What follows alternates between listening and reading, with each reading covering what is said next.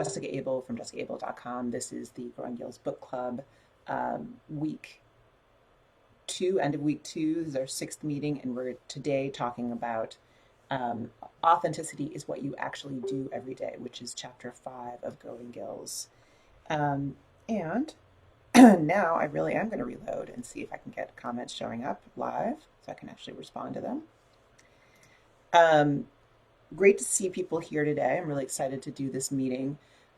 This chapter is the last chapter of the first part of Growing Gills, which the part 1 is titled What's Stopping You?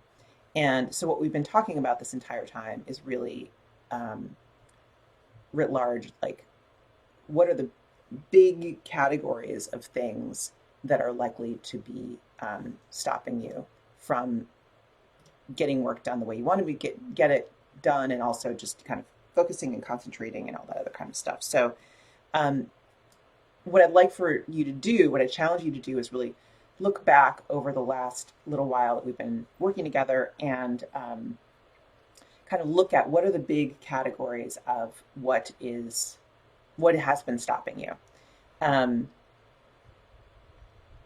Apparently I'm freezing again. Well, we're just gonna have to live with that.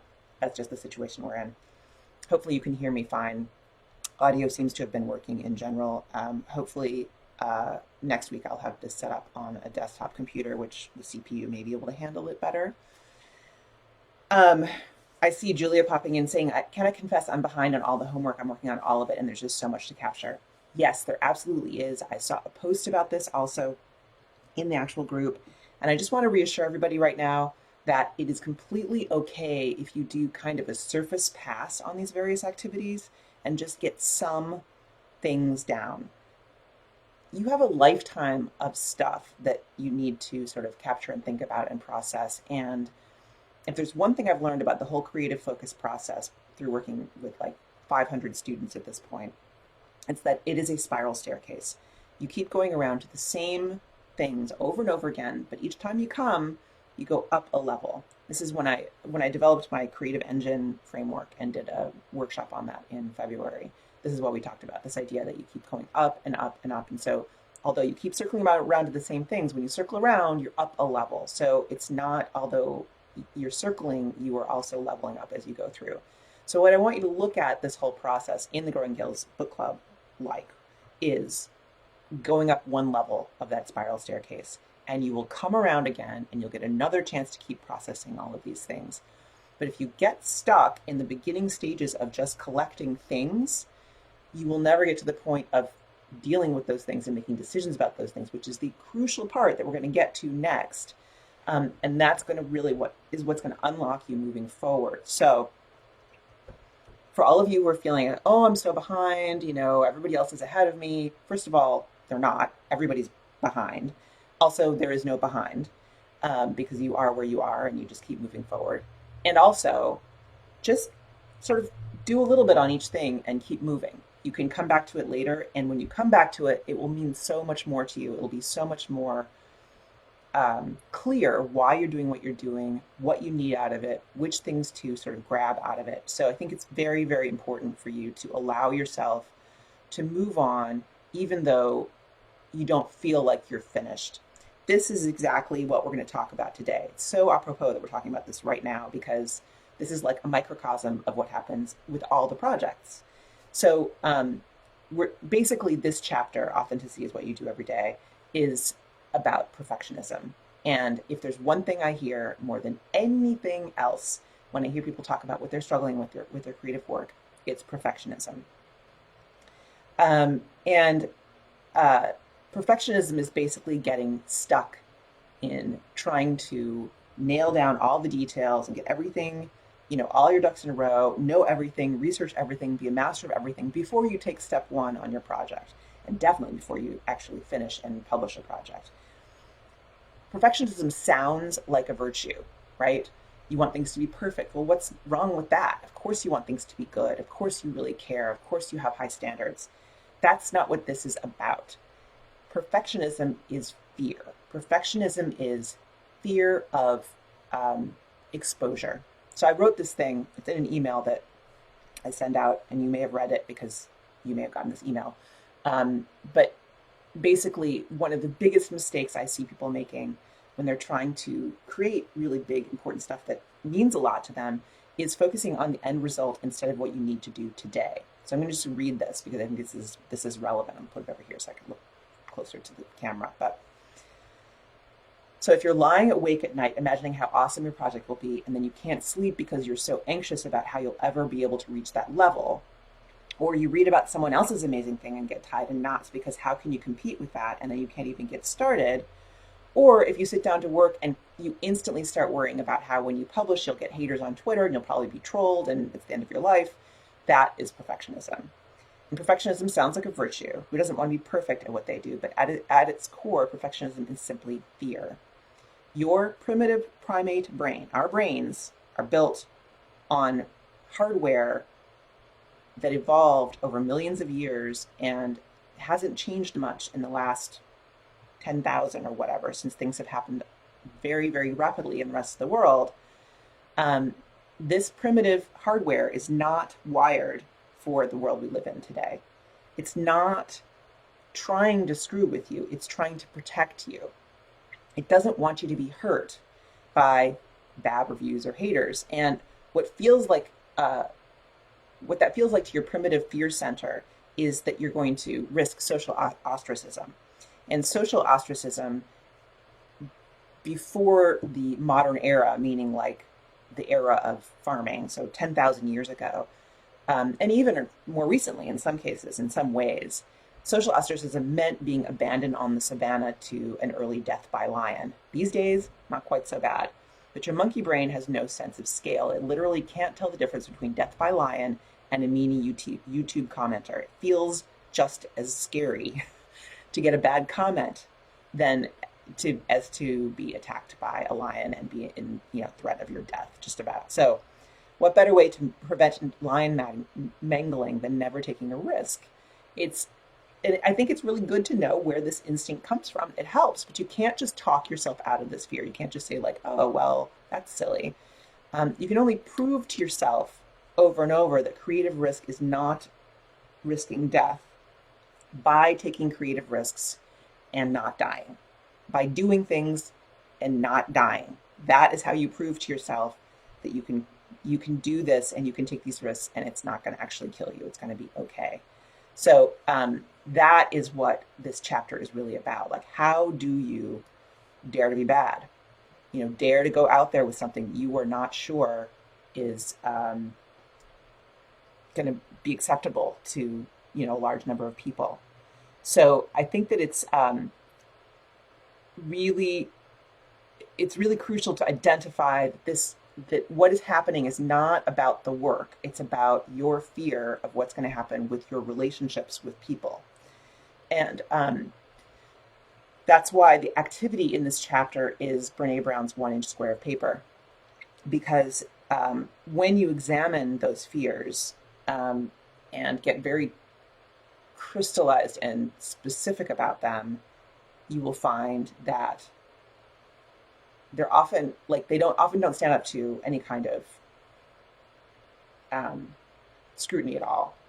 That when you're afraid of what people will say, like which people, why, like who could say anything that could possibly have any real meaning or effect for you, and if you can't answer that question in some way that actually justifies the level of fear that you're feeling, then it can help ramp that down. Now, I've worked with people who are in fear for their lives because of domestic violence situations or something like that, and they cannot, they have to be very, very careful about how they put their work out there. But those people tend to not be the people who are perfectionists because they know what real fear for your life looks like. They're willing to put the work out there, they just have to figure out a way to be safe about it so that they're not recognized. So they'll change their names, they'll change identifying characteristics, or do something so that they can to do the work without being physically endangered. It's not those people who are really, really stuck with this stuff. So I love this here. Christine is saying, shunning is the most painful thing I've ever experienced. I'll take the lion. You say that until you take the lion.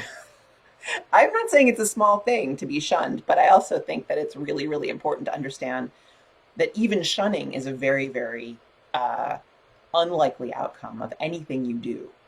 Um, Mild disappointment is probably the most uh, outrageous response that you're likely to get from putting your creative work out into the world, meaning other people's mild disappointment in it. Like it doesn't excite them.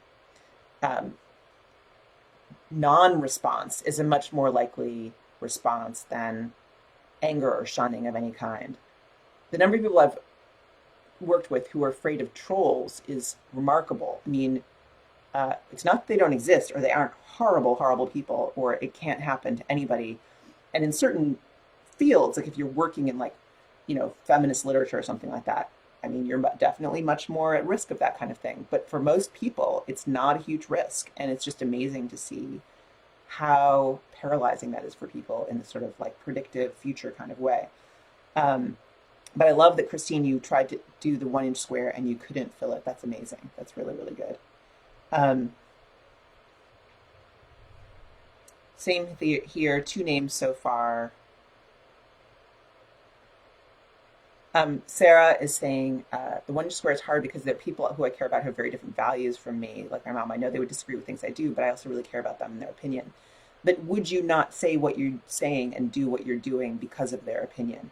I think there's a level of like, you would do something that they would disagree with, um, and you're willing to do that. You're willing to do something that they disagree with, but you wouldn't do something that really broke your relationship with them. And I think there's two different levels there, and I think it's really important to make that distinction for yourself. Um, okay.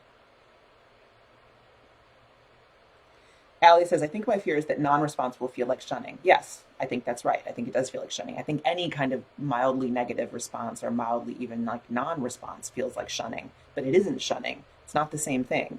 Shunning is like you have done something to break our community, and so you are out of here, and we will not pay attention to you anymore. Shunning is equivalent to,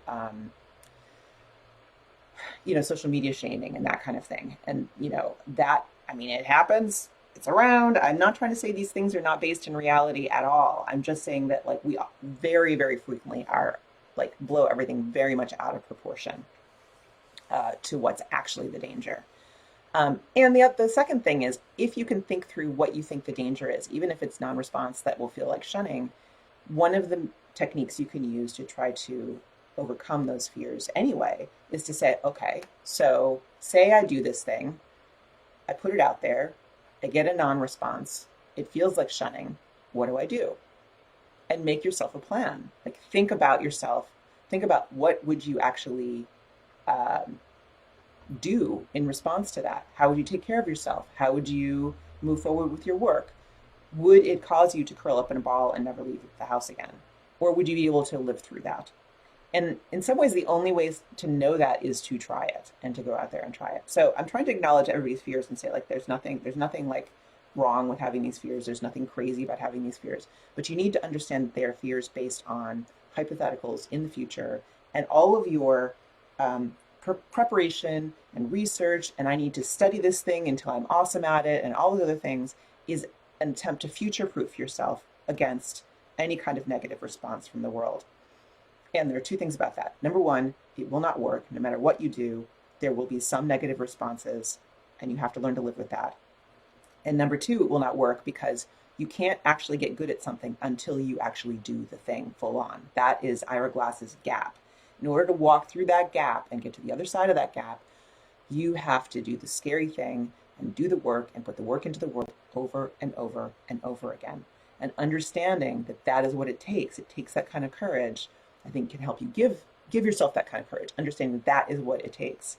And so preparing yourself with a plan, like this is what I'm going to do if and when this response comes, can like fortify you for that really brave walk out on the wire. Um, Syl likes how I bring us back to actions away from fears. Yes, I absolutely do want to bring you to actions and not fears. And so this gets back to what I was saying about I haven't finished the homework from, you know, earlier parts of the book. The idea you could finish your stuff audit, like finish it ever, is like, it's not going to happen. So you have to live with the imperfection of knowing, okay, well, I've done my desk. That's, at least there's that. And if I find some kind of like, super loaded cache of notes that I forgot I had, like in my glove compartment, I will do that too. I will do a little bit at a time. Over time, I will come back to it. And by the time I get through everything, the desk will be full of stuff again. That's how it works. You just have to keep moving forward with the thing and live in a state of imperfection, which is very hard for perfectionists, right? Live in a state of non-knowingness. But the fact is that you are the person already who knows these things. You are the person already who can do these things. Even if you haven't done your thing out in public enough, you are already a person who's capable of doing the thing that you're capable of. And so you have to, and this, I know that sounds crazy, but it's like you have to just do it at whatever level you're at in order to be able to level up and go to the next level. Like in order to go around that spiral staircase and go up, either with your creative practice, like creative focus practice, or with your actual creative work, you have to complete things and continue on your way up. If you just hang out down here preparing the whole time, you don't go up the spiral staircase.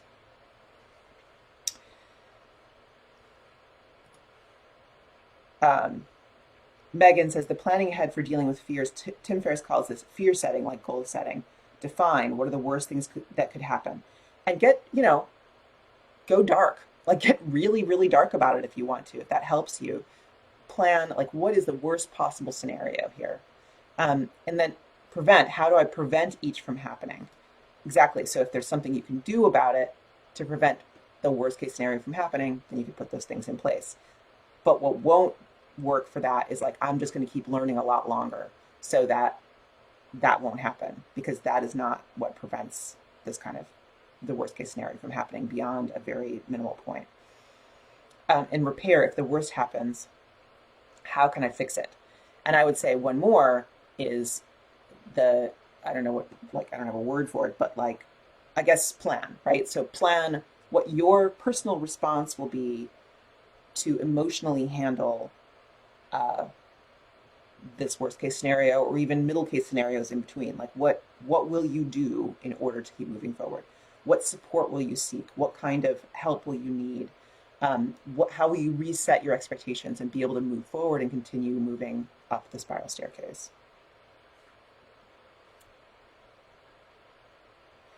Lisa says, spent 15 minutes on my stuff audit last night and about an hour psyching myself up for it, and that felt huge. It is huge. That's huge, especially if you've done it before. This is new for you.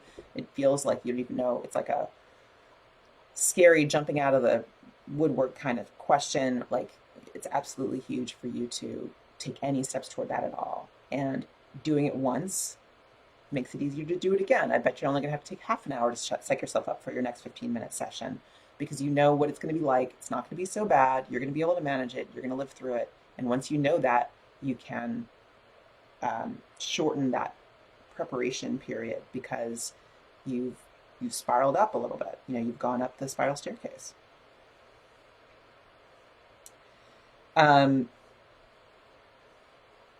Joan says, all that sucking up time is what makes my creative process so slow. Yes, and again, you need to tell yourself, you need to talk to yourself about like, well, how did that happen last time? I did it. Was it okay? Talk to yourself in the second person. Joan, done this before, know what this is. This is, here's the process. Sometimes you need a checklist of specifically what you do. So Joan, I know you're a cartoonist, so you do things like, create thumbnails or lay out pages or whatever it is. Like if you have a literal checklist in front of you, you can think like, what is my next step? What's my literal next thing that it will only take 20 minutes to start? I'm going to do that. And that can help, again, shorten that ramp up time.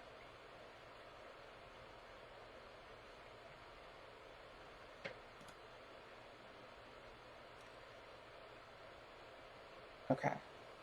So Diana says, I had an interesting experience with being trolled. I was a guest on a radio panel last August. Far-right party UKIP shared a simple fact that I shared to their page, and 4,000 people hated on me.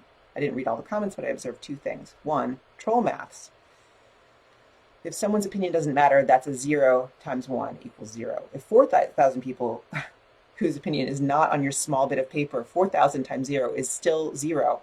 Excellent point, Diane. Thank you very much. It was actually interesting to have the chance to test my ability to parse that feedback and consciously decide what sway to accord it, and vivifying to have proof that it doesn't affect me if a bunch of people whose opinions aren't inside the category of people who matter decide they hate me. That is brilliant. And I'm so glad you had that opportunity, and I'm so glad you were able to get that perspective on it, because it's really rough to have any 4,000 people in the world hate on you. But then to realize very consciously that, like, I just absolutely do not agree with the first principles that they are going from. And so it doesn't matter. That is huge power. So congratulations. I think that's awesome.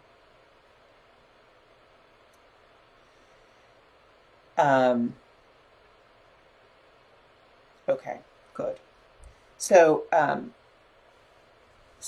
Celeste is saying, I've discovered my psych up time helps me get to the core of what I actually want to write, so I allow for my slowness now. So Celeste, I want you to recast your psych up time. Your psych up time is not like, I'm trying to get the strength to write. Your psych up time is, I need to think. This is my thinking time. This is my mental preparation. This is where I go over my ideas.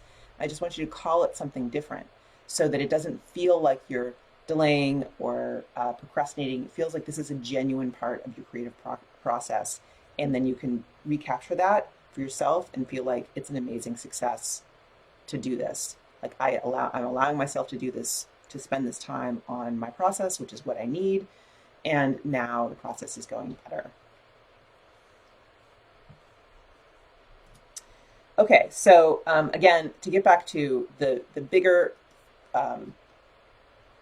framework for where we're at here, this is the end of the first part of Growing Gills. This is the what I'm calling self-doubt versus self-trust, and to trust in yourself and believe yourself.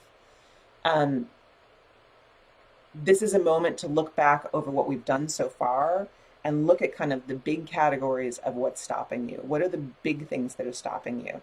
Does your getting stopped live more in the land of idea debt and open loops, which is about deciding and just like prioritizing and making clear what's next? Does it live more in the land of perfectionism, like we're talking about today? Which isn't to say you can't have both, because most people have both. But where's the big block? And if you work on that thing specifically and kind of worry less about the other thing, will that help you unlock the whole puzzle at the same time? That's what I would want to get you to think about now and over the weekend. Think about like going back over what we've done so far. Again, if you feel like you're behind and you feel like you need to complete all this stuff, my challenge to you over the weekend would be do a tiny bit, 15 minutes, like on each chapter, and then call it done. And you can come back to it later so we can move forward into the open loops chapter and part 2 of Growing Gills on Monday. So think about how you can just kind of like let that go and just move forward and sort of gather all your data, you know, your time tracking, your idea inventory, your open loops, whatever you have of them. It does not need to be complete to be useful. And use that as you read the open loops chapter and kind of, I mean, not open loops, the one goal chapter, and start thinking about what your one goal is. Very, very important to kind of like look at this as a category and say like, well, where's my focus area within this category? Because that deciding piece is so important. Again, the creative engine framework that I introduced in February, everything we've done so far is in the first phase of the creative engine, which is the collect phase. The second phase is the decide phase, and that's where we're heading next. And this moment of like deciding to decide, deciding to look at all the things that you've collected and actually making decisions about it is the second most skipped phase of the entire creative engine. And we'll get to the most skipped phase in the future. But like this is the second most skipped phase, and it's skipped all the time by most people, where they go straight from collecting stuff to acting, which is the third phase. And they skip deciding. So we're going to be focusing like a laser on deciding. And so my first challenge for you in terms of deciding is deciding, where are you getting stuck? What is stopping you? And that I think will really help you focus your efforts on uh, one major obstacle at a time. All right, so I have a little bit of time for questions. I do have, by the way, if you did not get to the Creative Engine workshop in February, there is a recorded version of it. It's part of the Creative Focus workshop, like Introduction to the Creative Focus workshop. And if I will put the link to that in the comments here. And so feel free to join that. That is part of it's part of the Introduction to the Creative Focus workshop and an invitation to join for $100 off to the Creative Focus workshop. And so anybody who's like in here is like, this is amazing, transformational, but I really need to go deep and I need more support on this, the Creative Focus workshop is where you're going to want to be. So I'm going to put that in the comments here, and feel free to join that at any time. It's pre-recorded, so we'll be there for you when you need it. All right, questions.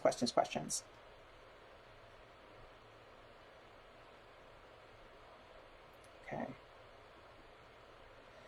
Annette says, my big block feels like it is about time management and prioritization. Okay, so Annette, you're going to be looking at your open loops in particular and your idea debt as well, as the things that you need to most focus on figuring out first. And you can work on the whole perfectionism piece if that's something for you, and kind of like put that on the back burner and worry about it later. Corrine says, skimming first is a great idea. David says, perfectionism is where I get stuck. I feel like I need to have everything just so in order to get the work done, and I've created all these artificial rules that I have to follow.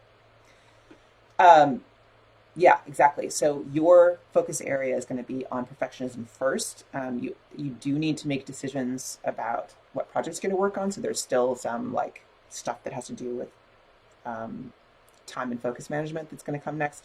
But I would challenge you, David, to spend your time in the next few days coming up with this framework that I forget who it was who mentioned it a few minutes ago, but the sort of Tim Ferriss-esque framework of getting very specific about what your fears are and why things need to be just so, and what are you going to do? What actions are you going to do? Create a contingency plan for yourself in case things go off the rails in order to fortify yourself to move forward.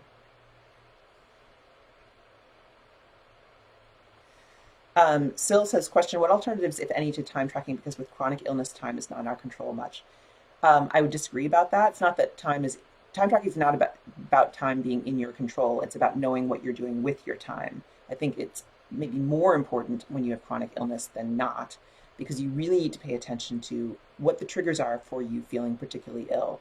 If you're not sleeping enough, not eating right, not exercising the way you need to, not whatever the things are that make it worse, if you are tracking your time, and I'm not talking about planning your time, I'm talking about tracking your time, you will see your patterns more clearly.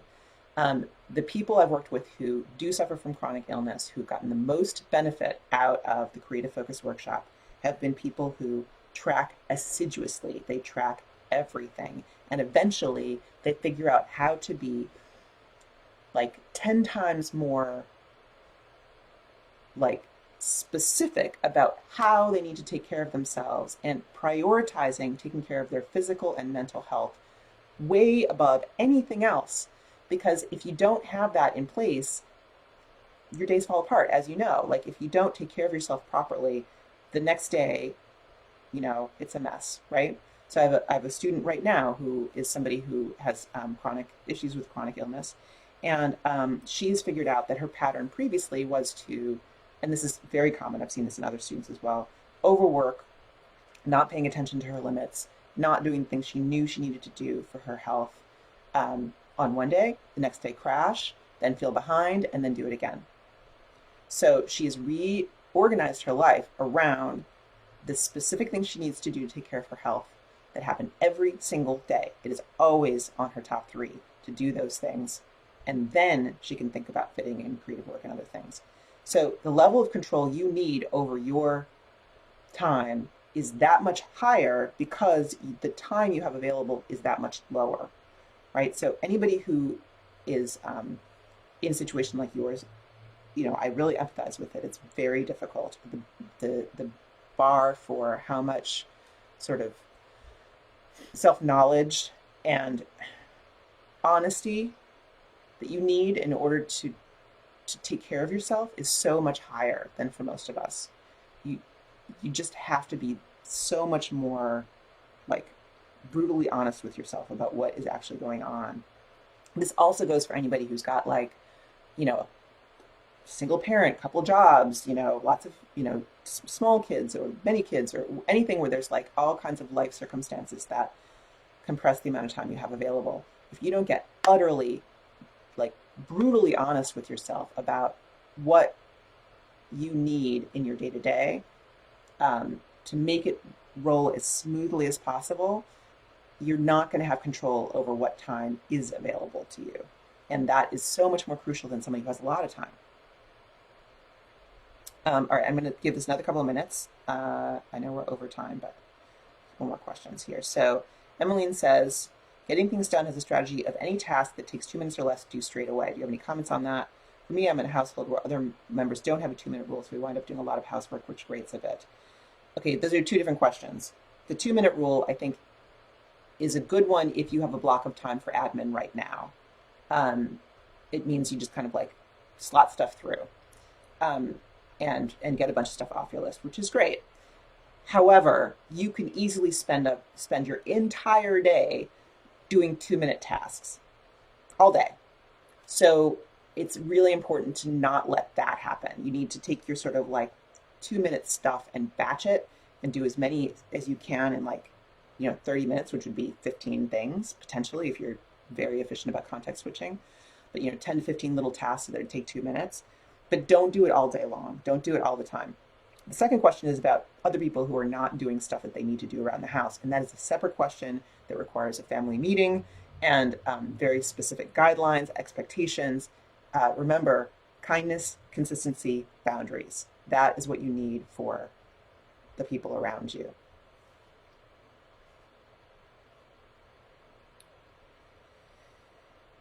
Okay, let's see.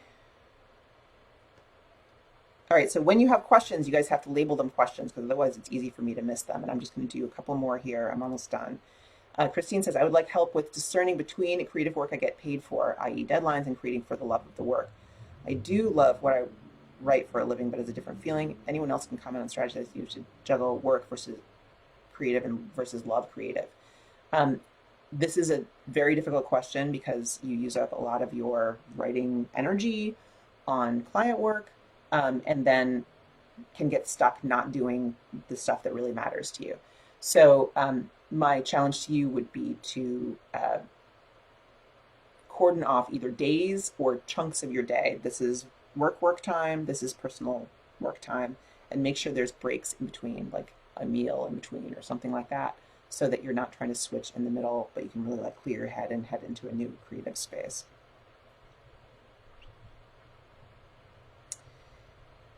Okie doke. Where are we at here? I think we got through it. Okay, good. All right, I'm not seeing any more questions right now. If there are more later, I will jump back in. I'm going to take a break over the weekend and will not be in the group, but I'll be back on Monday and we'll talk about one goal. So, challenge to you now is to go back over your work for the first 2 weeks and think about what are your big blocks, what are you going to work on first, and make sure you're not requiring yourself to finish anything from the first 2 weeks because it's not actually possible to finish. You need to expect that you need to come back to this stuff in the future. And I'd like you to post takeaways in the comments to this post, whatever your top takeaway is from today. And finally, I will post the link to the Creative Engine training in the comments as soon as I get off the air. So great to see you guys here. Thanks again, and I will see you on Monday.